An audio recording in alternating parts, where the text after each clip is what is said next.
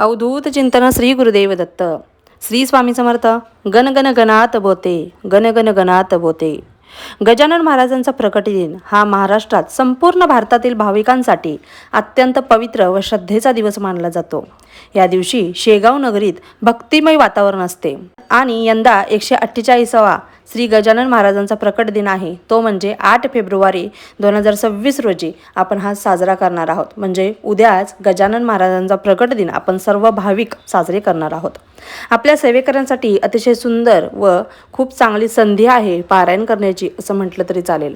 तर गजानन महाराजांचा प्रकट दिन कसा साजरा करायचा, नैवेद्य काय काय करायचा या संबंधीचा व्हिडिओ आज आपण पाहणार आहोत.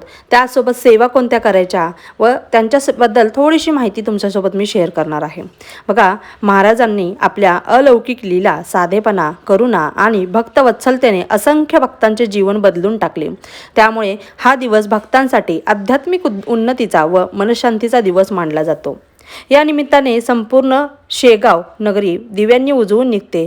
भक्तांचे हरिनाम, भजन, कीर्तन आणि गणगण गणात बोते, गणगण गणात बोते या नामघोषाने संपूर्ण परिसर भक्तिरसात न्हाऊन निघत असतो. गजानन महाराजां म्हटलं तर बघा, खूप ते दयाळू होते. त्यांनी भक्तांसाठी खूप असंख्य अशा वेगवेगळ्या लीला केलेल्या आहेत. त्यांनी भक्तांना चांगल्या मार्गात आणलं आहे. भक्तांच्या आयुष्यातली सगळे काही जेवढी दुःख असतील ती सगळी दूर केलेली आहेत, नष्ट केलेली आहेत. अजून त्यांच्याबद्दल माहिती सांगायची म्हटलं तर 23 फेब्रुवारी 1878 रोजी दुपारी 12 वाजता शेगावमध्ये एका 23 वर्षाच्या तरुणाच्या रूपामध्ये ते सर्वप्रथम प्रकट झाले होते. त्यांनी कोणाच्या पोटातून जन्म घेतलेला नाही, ते प्रकट झाले होते. आणि त्यांची समाधी 8 सप्टेंबर 1910 रोजी ऋषीपंचमी म्हणजेच ऋषीपंचमीच्या दिवशी संजीवन समाधी म्हणून त्यांनी घेतली आहे. बघा, बुलढाणा जिल्हा महाराष्ट्र येथे त्यांचे तीर्थक्षेत्र मंदिर आहे.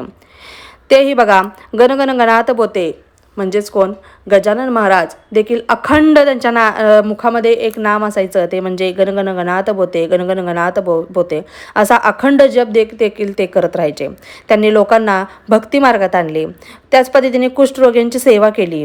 त्यांनी अनेक समाज उपयोगी कार्यसुद्धा केले.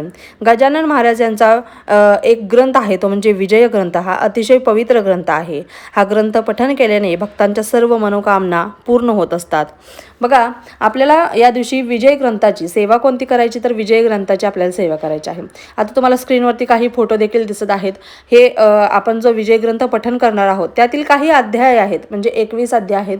त्यातील काही अध्याय आहेत, त्यातील तुम्हाला थोडंसं एक पान मी तिथे दाखवलेलं आहे, म्हणजे तुम्हाला समजेल.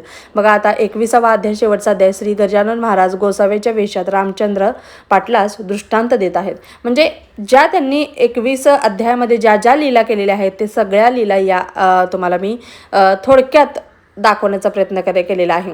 तुम्हाला दिसत असेल, श्री गजानन महाराजांचा कवरपुत्र त्र्यंबक कांदा भाकरीचे जेवण देत आहे. म्हणजे त्या लीला ज्या आहेत, जोपर्यंत तुम्ही ते पठण करणार नाही तोपर्यंत तुम्हाला समजणार नाही. बघा, या दिवशी तुम्हाला काय करायचं आहे, सकाळी लवकर उठायचं आहे. तुमच्या घरात गजानन महाराजांची मूर्ती असेल तर त्यांना अभिषेक घालायचा आहे.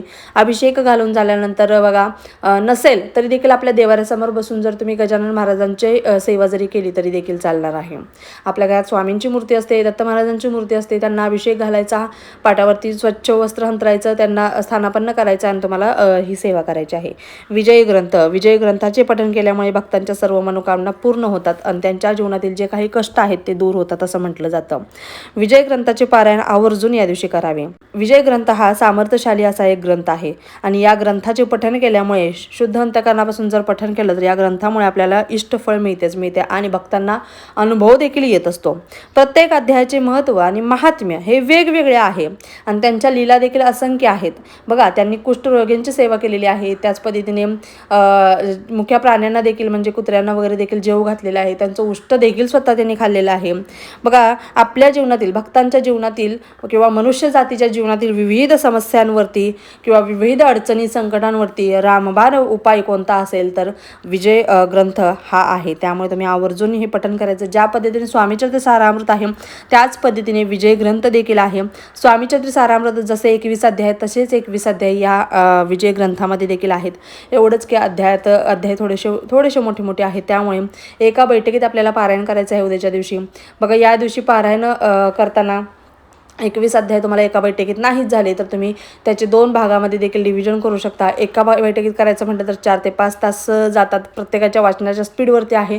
कोणाकोणाला 2 तास, 2.5 तास, 3 तास देखील लागू शकतात. कोणाला 4 तास लागू शकतात. अशा पद्धतीनं प्रत्येकाच्या वाचनाच्या स्पीडवरती आहे. नसेल एवढा वेळ बसणं जमत तर तुम्ही 2 भागामध्ये डिवाईड करू शकता. सकाळी थोडे वाचा, नंतर दुपारी किंवा संध्याकाळी जर तुम्ही राहिलेले वाचले तरी देखील चालणार आहेत. अशा पद्धतीने आपल्याला हे 21 अध्यायाचं पठण करायचं आहे. त्याच पद्धतीने नैवेद्य कोणता दाखवायचा तर बघा, शेगावमध्ये तुम्ही गेलात तर प्रसाद रूपी तुम्हाला पिठलं, भाकरी, ठेचा, कांदा अशा पद्धतीचं जेवण मिळणार आहे.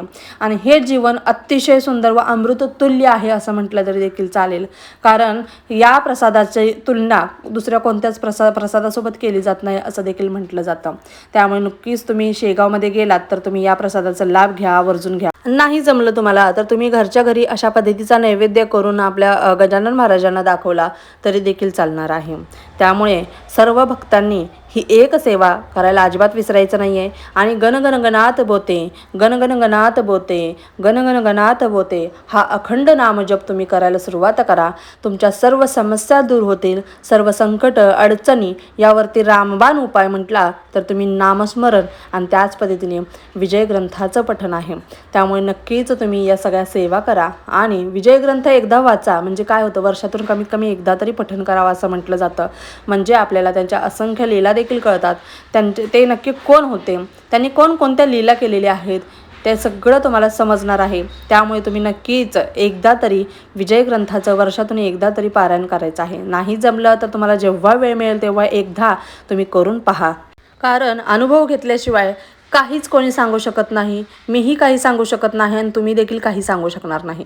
ज्यावेळेस तुम्ही वाचाल, त्यांच्या लीलांमध्ये रमून जाल, त्यावेळेस तुम्हाला स्वतः अनुभव येईल, स्वतः प्रचिती येईल आणि स्वतः तुम्हाला साक्षात त्यांनी दर्शन दिलं, साक्षात स्वप्नात येऊन दर्शन दिलं किंवा तुम्हाला काही ना काहीतरी अनुभव प्रचिती आल्याशिवाय राहणार नाही. इतका पवित्र व दिव्य असा हा ग्रंथ आहे.